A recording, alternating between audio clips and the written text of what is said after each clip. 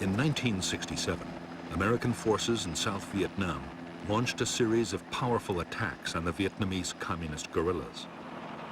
The aim was to take the war to the NLF's biggest units by attacking their bases in overwhelming strength.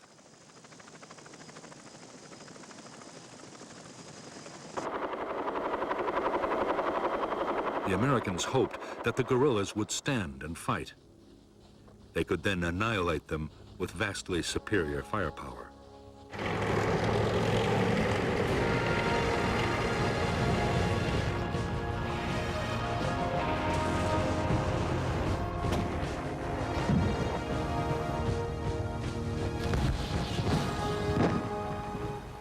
The offensives were designed to use the tactics of search and destroy on the grandest scale yet. Some of the biggest helicopter operations of the war were mounted to try and trap entire Viet Cong regiments. More guns and aircraft were called in to support the attacks than had ever been unleashed on a Vietnam battlefield.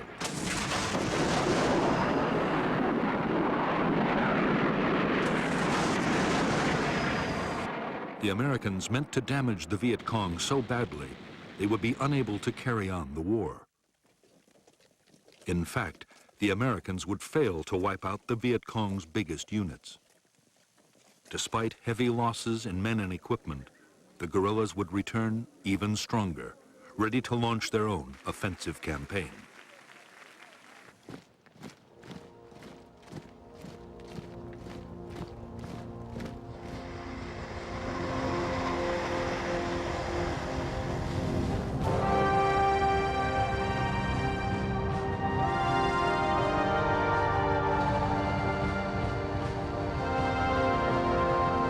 By mid-1965, the mission of American troops in South Vietnam was changing fast. They had come to secure air bases, but now they were actively looking for combat with the Viet Cong. On May 18, 1965, the 173rd Airborne Brigade, the first U.S. Army infantry unit to arrive in Vietnam, began operations.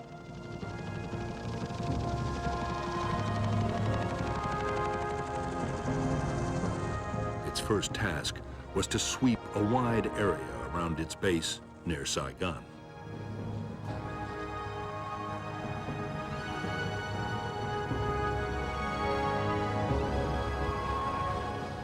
The 173rd met no real resistance.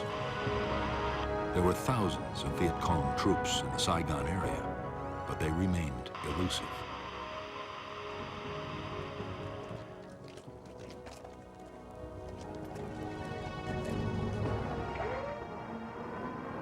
More American troops arrived. As the weeks went on, questions were asked about the whole policy. Was it wise to send a conventional army with its slow-moving, heavily armed infantry, its planes, its tanks, against guerrilla units that might be impossible to pin down?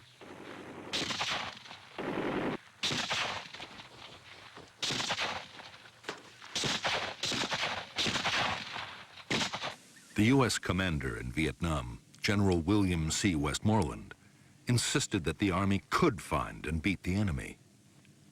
There were soon encouraging signs. In August 1965, in Operation Starlight, U.S. Marines surrounded a Viet Cong regiment of 2,000 men and defeated them in a full-scale battle.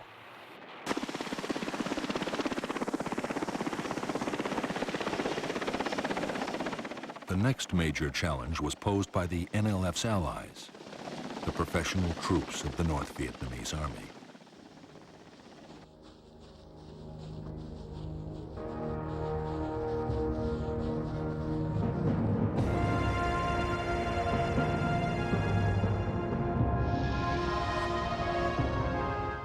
By September 1965, two North Vietnamese Army regiments, the 32nd and the 33rd, had moved down the Ho Chi Minh Trail and infiltrated from Cambodia into South Vietnam. The 66th Regiment was following close behind. The plan was to take the provincial capital, Pleiku, and advance along Highway 19 to the coast at Quy Nhon, splitting the south in two.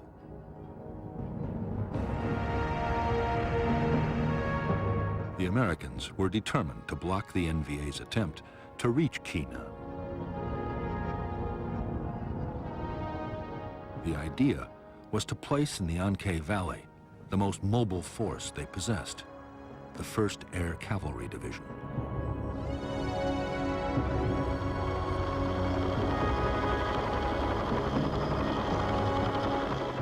The Air Cavalry was the first formation anywhere in the world designed around the helicopter. The division was 15,000 strong and had 480 machines, 5 times the number of a normal infantry division.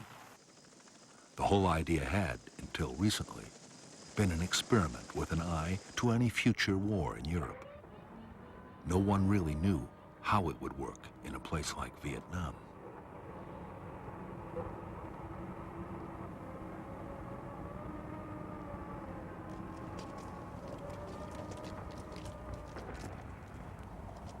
Combat units of the 1st Cavalry began to arrive at An-Khe in mid-September 1965.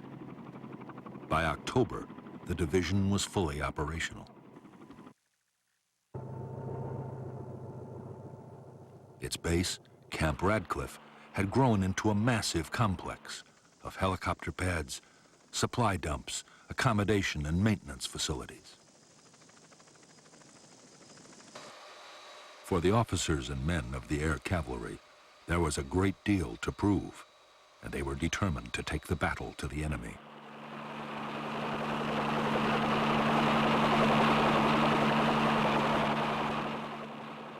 For their part, North Vietnamese Army commanders were just as keen for a fight as the Americans. Their 6,000 troops, already in the border area, meant to keep up the pressure on South Vietnamese government forces.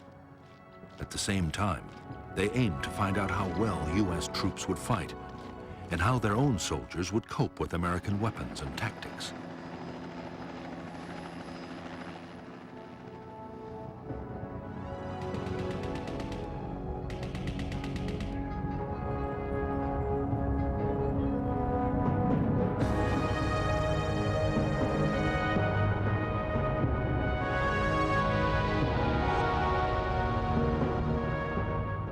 After infiltrating into the south, the 32nd and the 33rd North Vietnamese regiments had established a base area on the high ground of the Chupong Massif.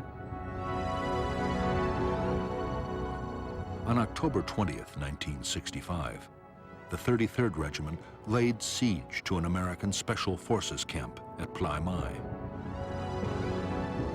After a siege that lasted 6 days, the South Vietnamese Army, backed by the U.S. Air Cavalry, secured that camp, and both NVA regiments withdrew to the Chupong. There, they meant to join with the newly arrived 66th Regiment before renewing their campaign.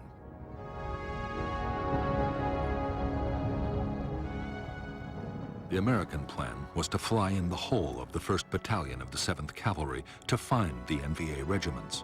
It was the first time U.S. troops would face NVA regulars.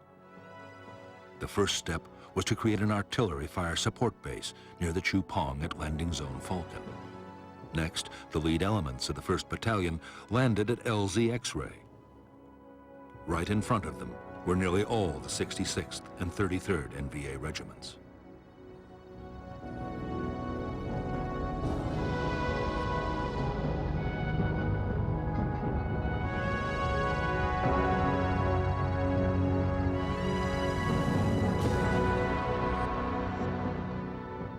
When Company B pushed towards the spur of the Chupong, it was attacked immediately, and a platoon was encircled.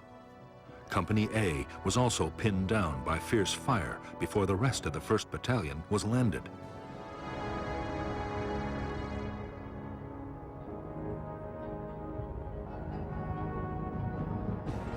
A and B companies then launched attacks to relieve the encircled platoon, but were driven back.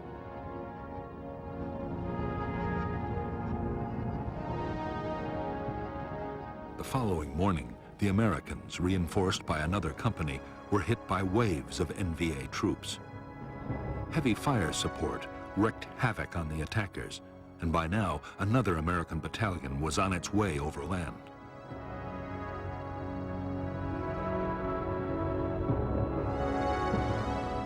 Conceding defeat, the shattered North Vietnamese regiments began to pull back towards the Y Trang Valley in the safety of Cambodia.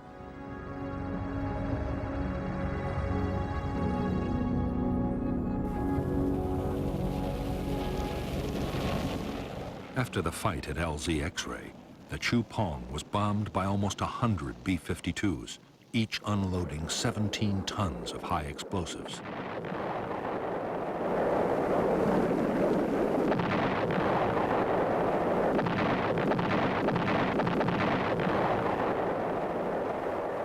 For the next 10 days, the NVA regiments were pursued relentlessly by the Americans. But although the North Vietnamese were in retreat, they were still capable of hitting back. In one textbook ambush, mounted by a rearguard battalion of the 66th Regiment, 155 Americans were killed. For U.S. forces, it was the most costly day of the war so far.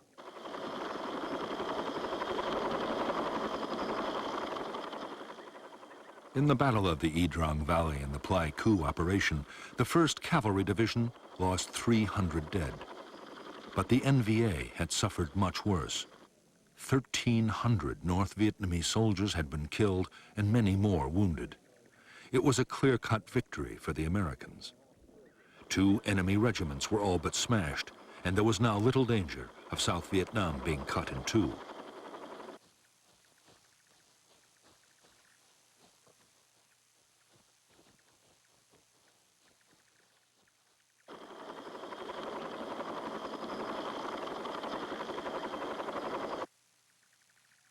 The Y Trang battle was a major boost for U.S. commanders.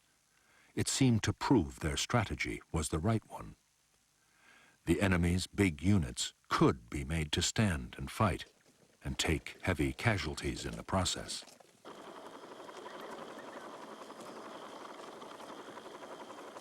If the Communists could be forced into more battles like Y Trang, they would quickly suffer such losses they would have to abandon their whole campaign.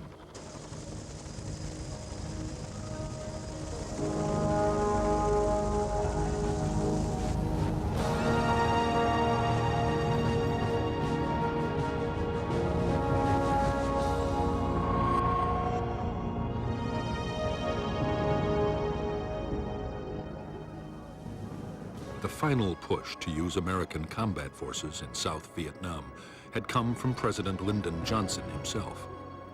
Yet, he had never wanted to fight a war in Asia.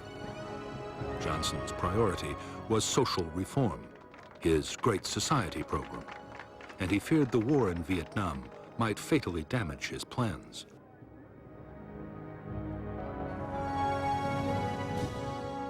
The problem for Johnson was that if the war grew unpopular, it could cost him the political support his program needed. On the other hand, if Vietnam was lost to communism, it would be just as damaging.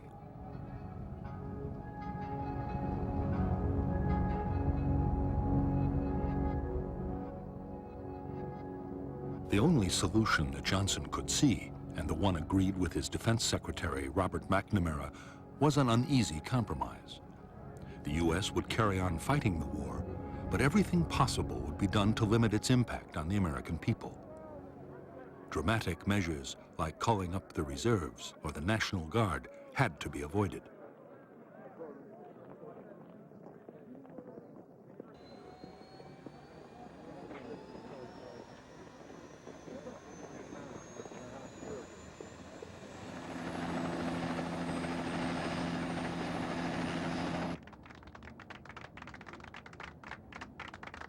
Above all, Johnson was determined to keep China and the Soviet Union out of the conflict in Vietnam. By now, both communist powers had nuclear weapons, and China had almost unlimited manpower.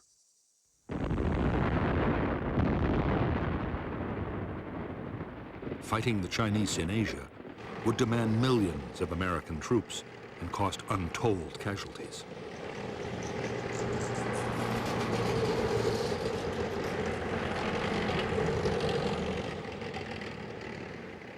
Johnson's solution was to fight a limited war. He restricted the bombing campaign against North Vietnam to personally approved targets. He also ruled out invading the North, no matter how much it backed the NLF.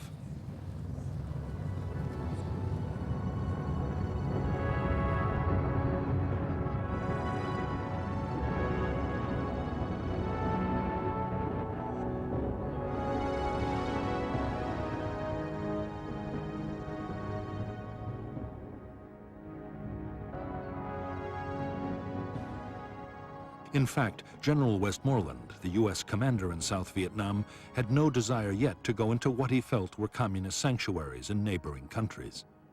But what he did want was a much more effective bombing campaign to cut the flow of supplies and men to the guerrillas.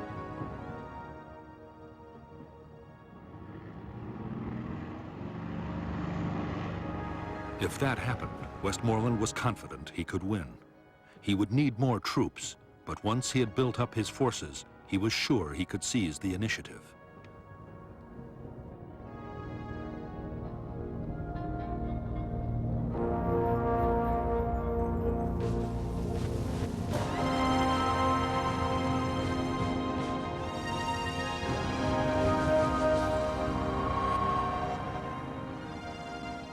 The leaders of the National Liberation Front were rarely able to meet.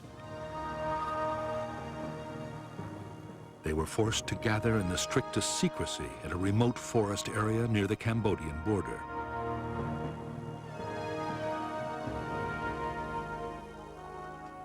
The fear was that a single American bombing raid could wipe out the leadership at a stroke.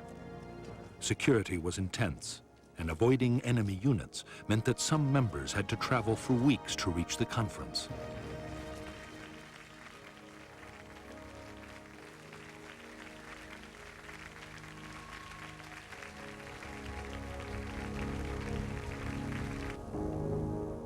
The Central Committee had 52 members and was led by the chairman, Nguyen Hue To.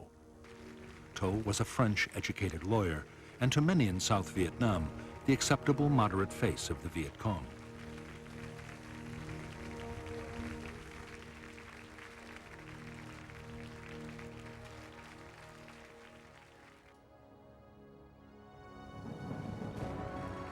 But behind To were lifelong communists like the General Secretary Huon Tan Phat, an architect and the NLF's foremost thinker.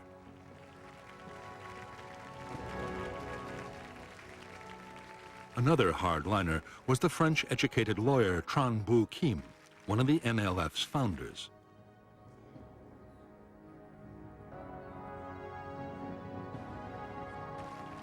By now, Northerners were in almost full control of the military command, and through them, North Vietnam was making sure its policies were followed. The NLF guerrilla army was even more closely controlled by the North. Its top commander was a North Vietnamese Army General Nguyen Chi Thanh. Thanh was noted as a political firebrand and wanted to stay on the offensive, whatever the cost or the dangers.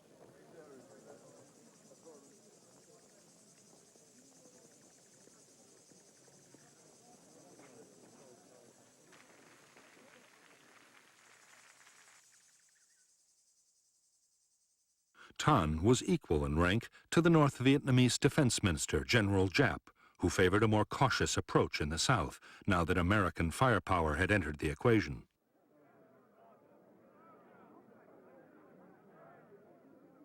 By the end of 1965, Giap was winning the argument.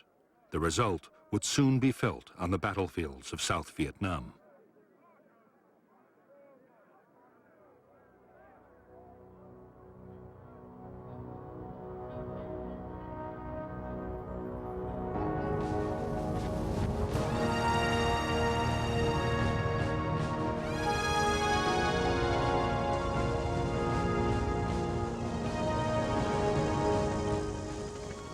When American combat troops had first arrived in Vietnam, few U.S. officials had believed that the South could survive.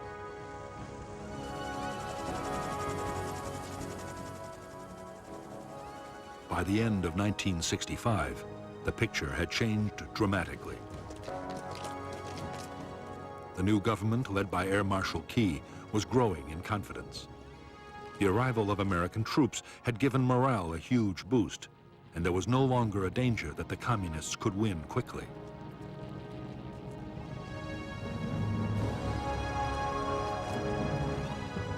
For General Westmoreland, the next stage was to go on the offensive against the Viet Cong. His aim was to take on the enemy's big formations on the battlefield and eliminate them one by one.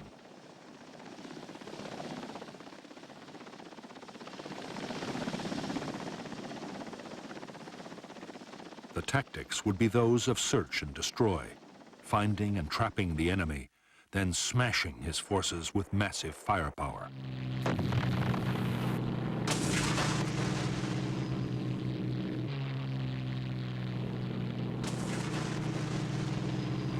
General Westmoreland's strategy would be to wear the Viet Cong down by relentless attrition.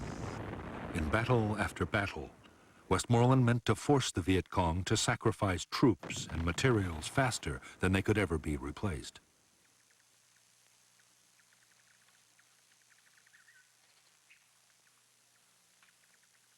The measure of success would be the amount of supplies destroyed, the number of bases knocked out, and above all, the body count, the number of enemy soldiers actually killed in battle.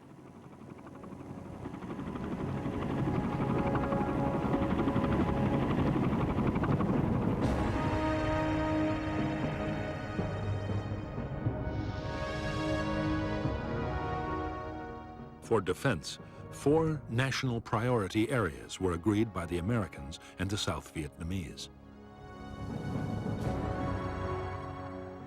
The coastal provinces around Da Nang and Quy Nhon, and the central part of the Mekong Delta, and above all Saigon, the capital. These were to be first consolidated and then made the springboards for large-scale search and destroy operations against enemy units and base areas.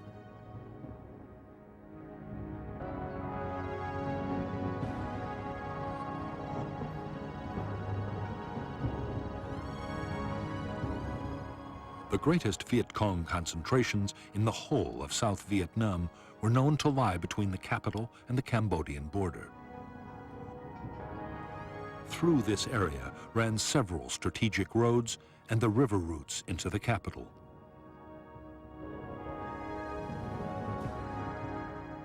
There were believed to be enemy bases in the Iron Triangle, War Zone C, and War Zone D.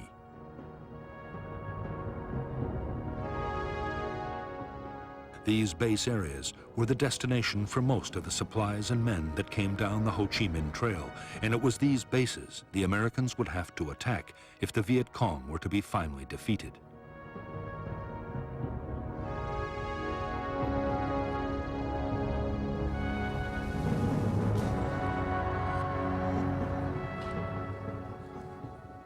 A key part of the American strategy was to stop the Viet Cong, replacing the men and supplies they lost in battle. The Commando Hunt bombing campaign was hitting the North Vietnamese transport system and the staging areas for troops infiltrating down to the south.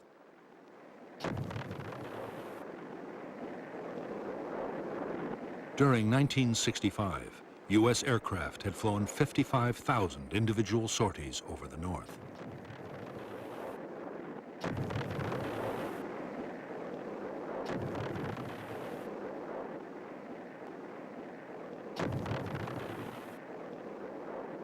In the South itself, the Americans meant to take over most of the fighting.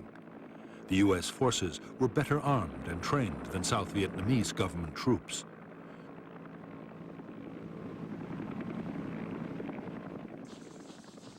They were much more mobile and had the backing of enormous firepower.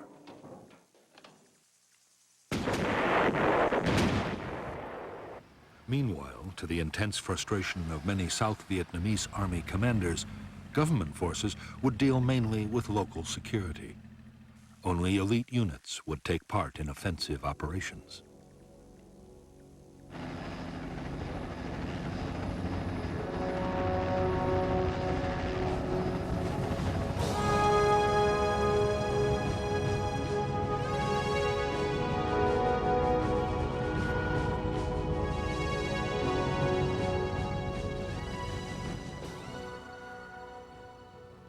In December 1965, Ho Chi Minh and the North Vietnamese leadership ordered a change in the way the war in the South was to be fought. From now on, the Viet Cong would avoid pitched battles with the Americans unless the odds were clearly in their favor. There would be more hit and run attacks and ambushes.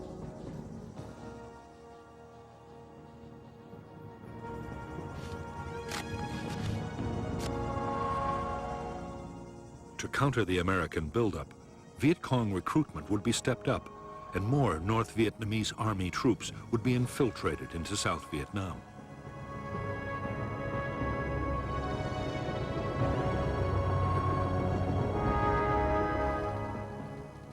The Vietnamese communists, following the example of Chinese guerrillas before them, had always given the highest priority to creating safe base areas. They were training grounds, logistic centers, and headquarters.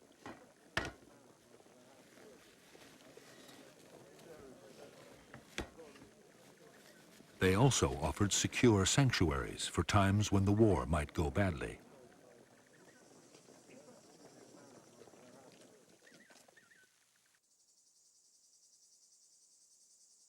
Hiding the base areas had always been a high priority for the Viet Cong.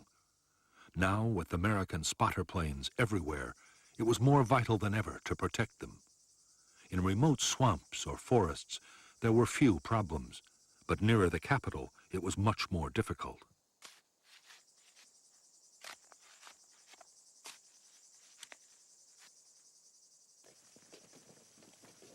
The answer was to build enormous warrens of underground tunnels. The biggest were in the Iron Triangle and in the Cu Chi district, only 20 miles from Saigon.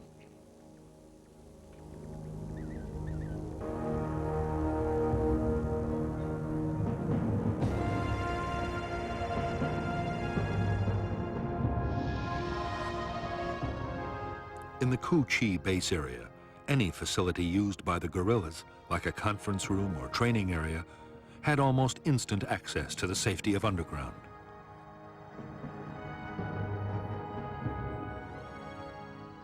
Hidden trapdoors led below, past guarded chambers to long passages.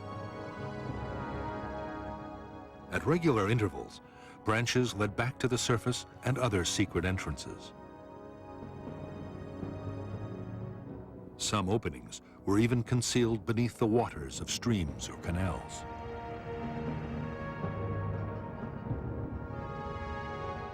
At the deeper levels, there were chambers carved out for arms factories and a well for the base's water supply. There were storerooms for weapons and rice, and there was sometimes a hospital or forward aid station.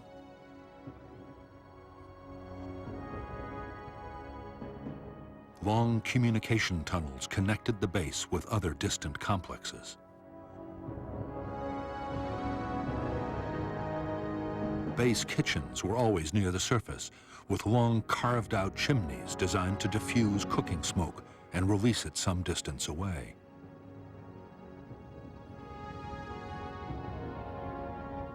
Near the kitchens were the guerrillas' sleeping chambers, where they could survive for weeks at a time if need be.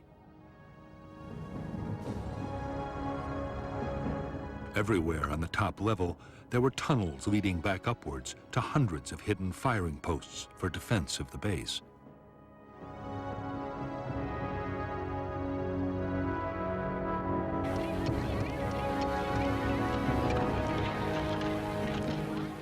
The base area at Cu Chi was a vast network with 200 miles of tunnels. There were other complexes too, big and small, scattered all over the country. Each villager in an NLF area had to dig a meter of tunnel a day. There was even a standard handbook specifying exactly how tunnels were to be built.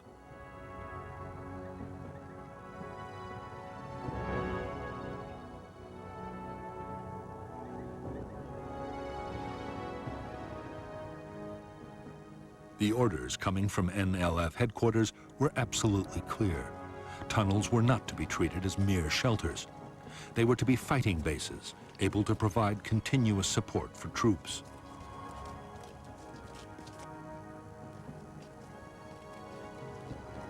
Even if the village was in enemy hands, the NLF beneath should still be fully capable of offensive operations.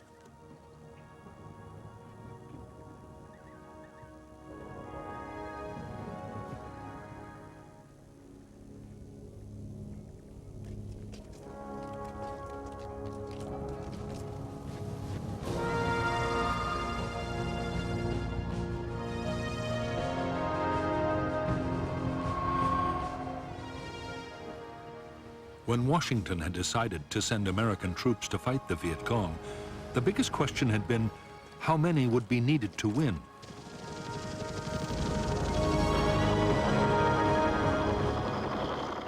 Military planners accepted that to win a war against guerrillas, an army needed to outnumber them 10 or even 15 to 1. But American generals were now arguing that the Viet Cong was no longer a guerrilla force, but a conventional army of big units.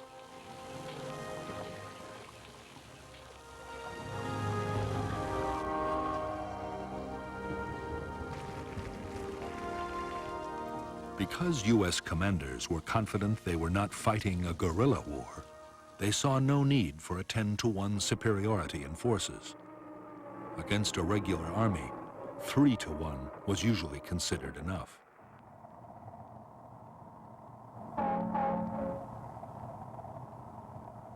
400,000 U.S. troops, plus the South Vietnamese army, would be just sufficient to reach that target. The plan was to have most of the men in Vietnam by the end of 1966.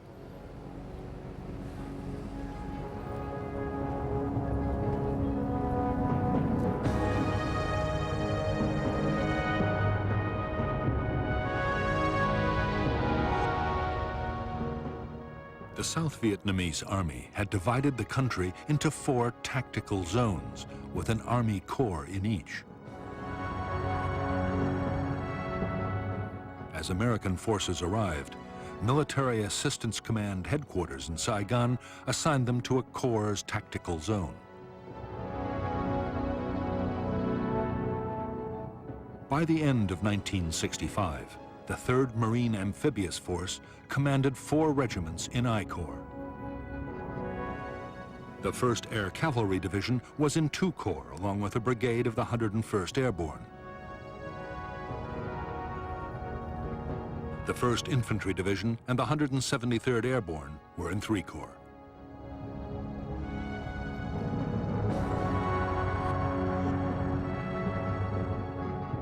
During 1966, the plan was to build up U.S. strength by 2 Marine regiments, 3 Army divisions, an armored cavalry regiment, and 2 light infantry brigades.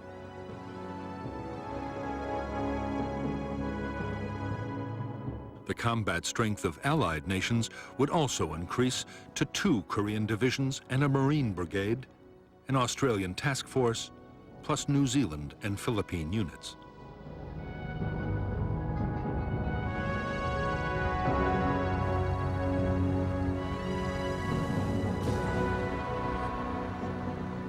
By late December 1965, almost 150,000 U.S. troops had arrived in Vietnam. The Air Force had over 500 aircraft at 8 bases. The huge scale of the buildup had placed an incredible strain on facilities and installations.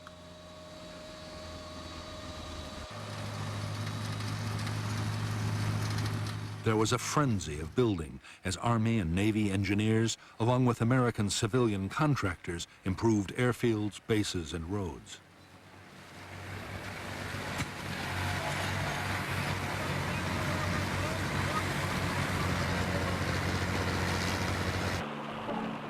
most ambitious construction project of all was a gigantic port and logistics base at Cam Ranh Bay. The whole effort was to cost $100 million, but the new facility would quickly ease the pressure on Saigon's overloaded docks. By now, American supplies arriving in Vietnam by sea were topping 300,000 tons a month and rising fast.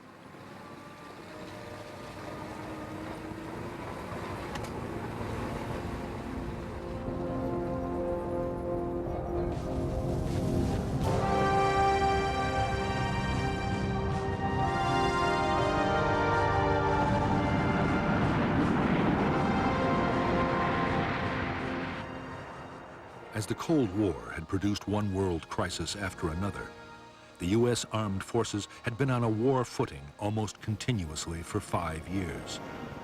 Budgets were generous, and all the services were superbly well equipped and trained.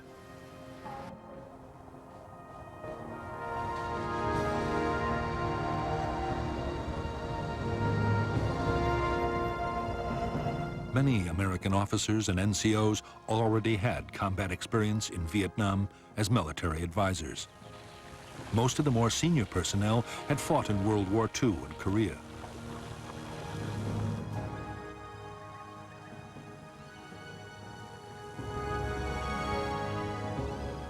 But for the enlisted men, many of whom were draftees, their training programs rarely prepared them for what was to come.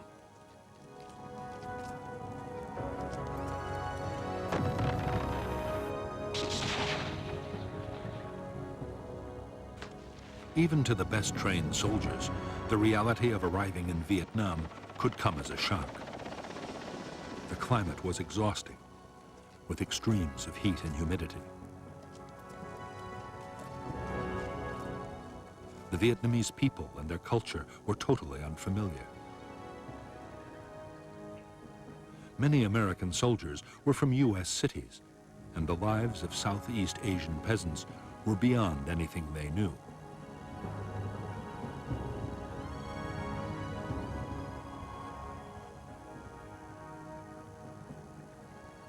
But in spite of the strangeness of the world in which they had come to fight, at this stage morale was high amongst American troops in Vietnam. There was confidence in the Army's leadership, and most units had a strong sense of camaraderie.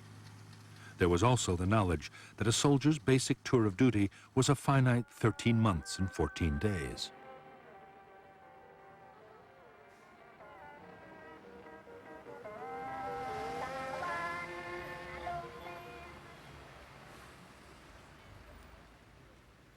While thousands of Americans were getting their first look at Vietnam, the South Vietnamese Army was in its 6th year of war.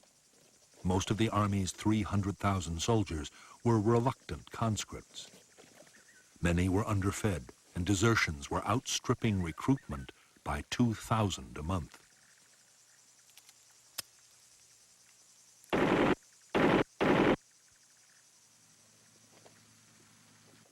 As for the officers, corruption was rife, and many sold their unit's food and supplies. The most senior commanders had nearly all been appointed for their political and family connections.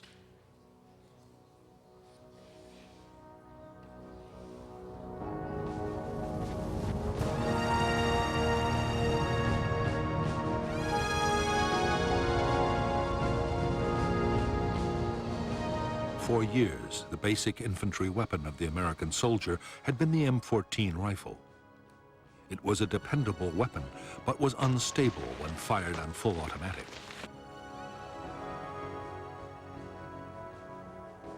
The M14 would stay in service with some units for a long time yet.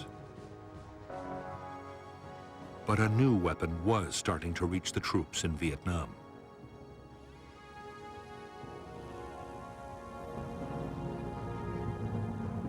The M16 was a light, compact assault rifle made of metal alloy and plastic. It was effective up to 400 yards and had a very high rate of fire.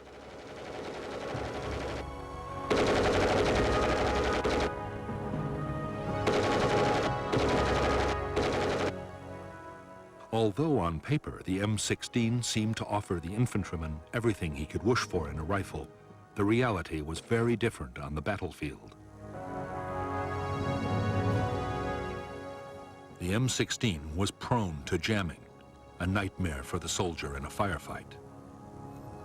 The problem was reduced by scrupulous cleaning, and later modifications would cure the problem completely. But in the meantime, many men viewed the M16 with deep mistrust.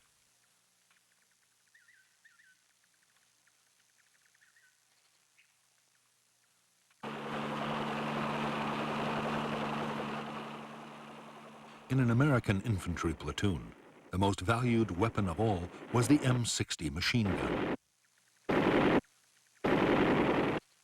The M60 could fire more than 100 rounds a minute and had a range of 1,000 yards.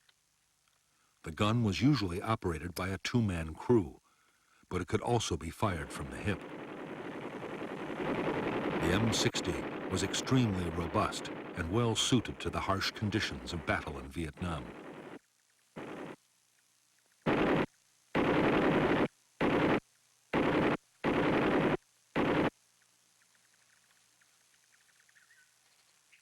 As well as the weapons they took with them into the field, American infantry could call on heavy fire support at any time. Ground attack aircraft could saturate the area with high explosives or napalm, while few operations were ever mounted out of range of friendly artillery.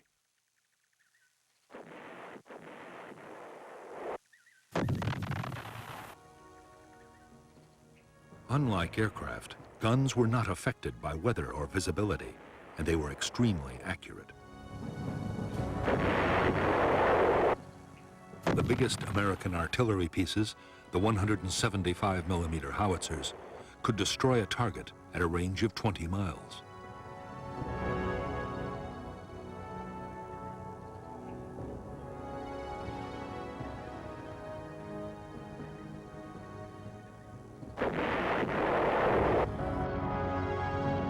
By now, every infantry division depended heavily on helicopters to maneuver its forces on the battlefield and to carry supplies and heavy equipment. For the Army, the basic infantry transport helicopter was the UH-1 Huey. The men called it a slick because its frame was uncluttered by guns or rockets.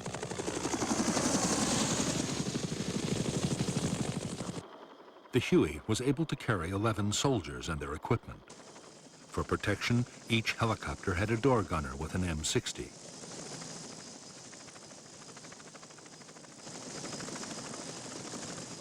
As well as Hueys for transporting infantry and general supplies, there were Huey gunships for escort and assault. The gunships were armed with a formidable array of rockets, machine guns, and grenade launchers.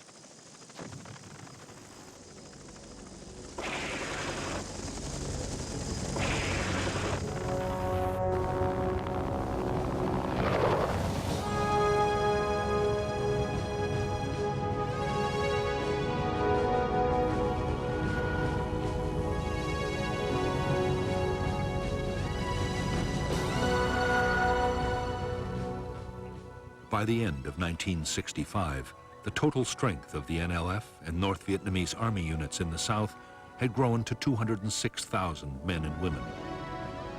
Of these, 36,000 were main force NVA troops.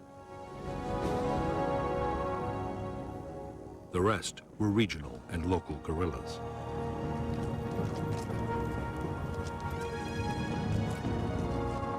The main force Viet Cong units were used to launch large-scale offensives over a wide area. They were uniformed, full-time soldiers. Regional forces were also full-time, but they operated inside their own districts. If necessary, their units could come together to make bigger formations for a large-scale attack. If enemy pressure became too great, they could break again down into smaller units and scatter.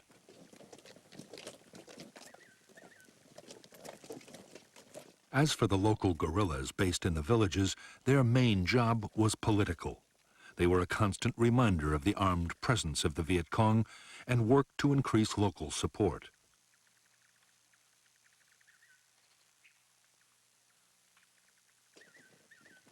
They were also expected to defend nearby installations like bunkers and tunnel complexes.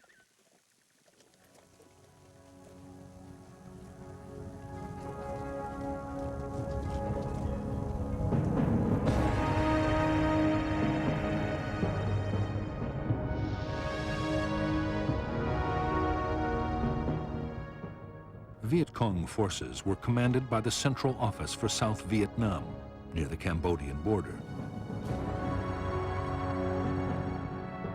The NLF deployed 2 divisions, the 9th with 3 regiments and the 5th with 2. 4 more regiments were independent main force units.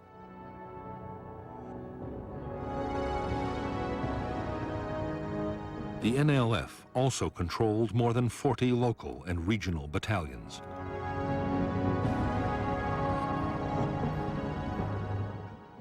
Further north, all communist operations were run by the North Vietnamese Army. The NVA deployed 3 divisions and 9 independent regiments.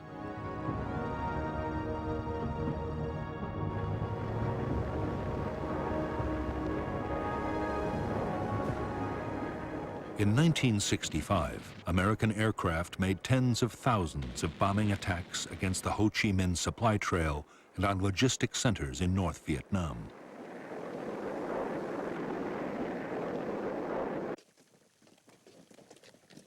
In spite of their efforts, the Viet Cong were getting more weapons and reinforcements from the north than ever before. The average Viet Cong unit was now better armed than at any time in the movement's history.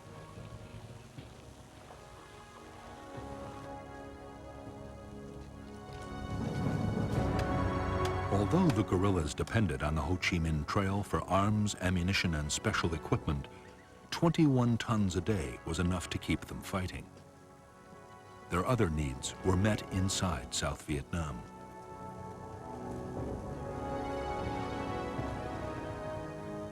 To feed the troops, rice taxes were imposed on farmers, and every possible local resource was used and reused. Nothing was wasted. Even the American supplies and containers left behind on the battlefield were put to some military purpose.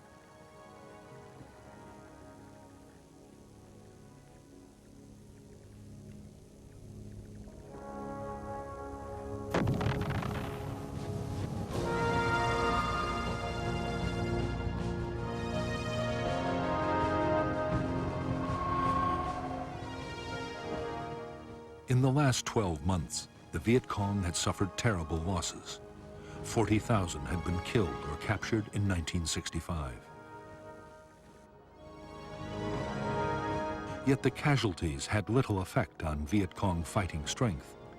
Losses in main force units were easily made up from the ranks of the local guerrillas.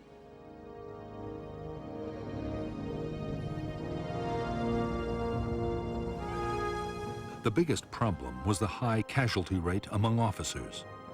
To replace these, the Viet Cong depended on trained men coming down the Ho Chi Minh Trail from the north.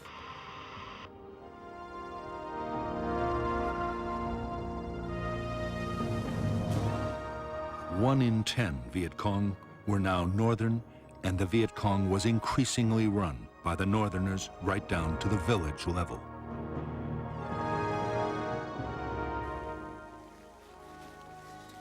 By this time, most Viet Cong main force soldiers had fought for years and were highly skilled and motivated. Every attack was planned down to the last detail, using elaborate models and endless rehearsals. The troops were well trained in infantry tactics and night operations.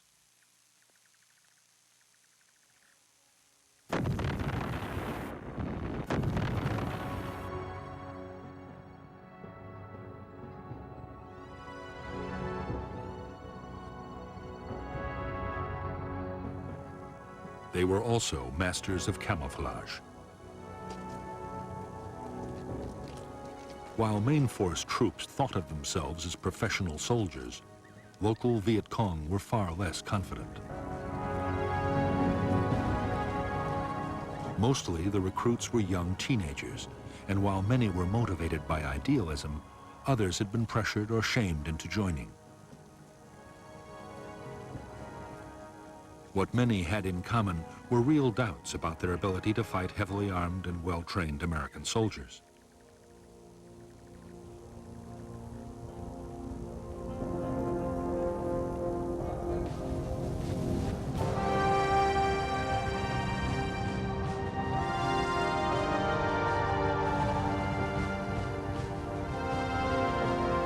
Most main force Viet Cong troops were now armed with a superb assault rifle. The AK-47 was a Russian design copied by the Chinese. It was comparable to the American M16, but it had fewer moving parts. The stock was wood, not plastic, and was far more reliable in Vietnam's testing conditions. The AK-47 also had the advantage of a 30-round magazine compared to the 20 of the American rifle. The Viet Cong had a range of effective Soviet and Chinese light and medium machine guns. They also had heavy machine guns, though never enough.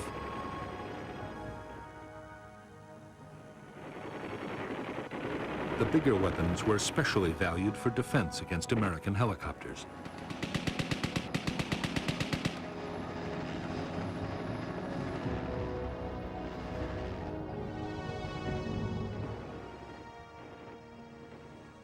For destroying armored vehicles or bunkers, the Viet Cong had highly effective rocket-propelled grenades and recoilless rifles. Mortars were also available in large numbers and had the advantage of being very easy to transport.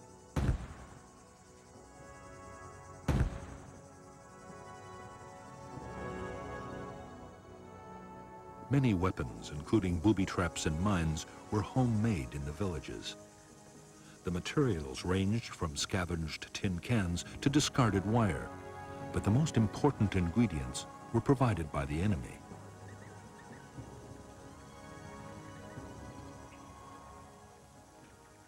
In a year, dud American bombs could leave more than 20,000 tons of explosives scattered around the Vietnamese countryside. After air raids, volunteers retrieved the duds, and the dangerous business of creating a new weapon began. In 1966, locally made devices would kill more than 1,000 American soldiers.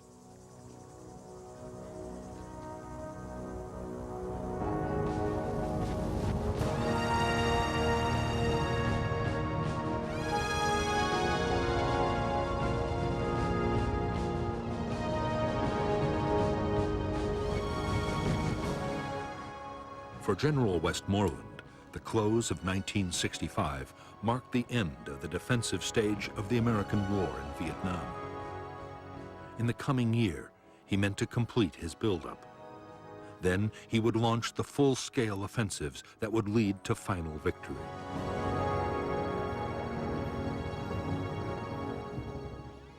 The key to Westmoreland's strategy was that communist main force units would be destroyed in set-piece battles by concentrated American firepower.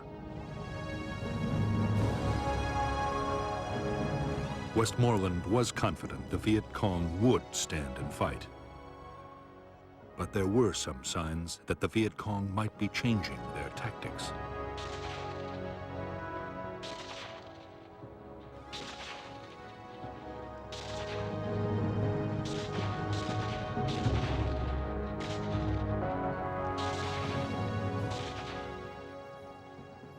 In the last weeks of 1965, the Viet Cong concentrated their attacks on poorly defended targets, like isolated outposts and remote towns. Strong South Vietnamese or American forces were making contact with big guerrilla units less and less often. At the same time, there were more sniping incidents and ambushes. As a result, While Viet Cong casualties went down, American and South Vietnamese army losses increased dramatically.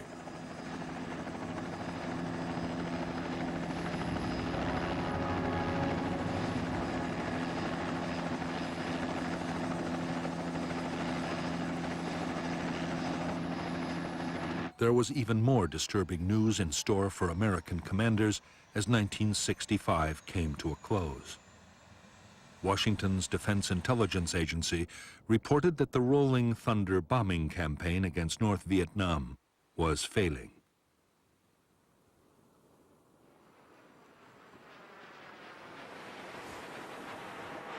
After 10 months of increasingly fierce air attacks, the North showed no signs it was about to give up its support for the Viet Cong.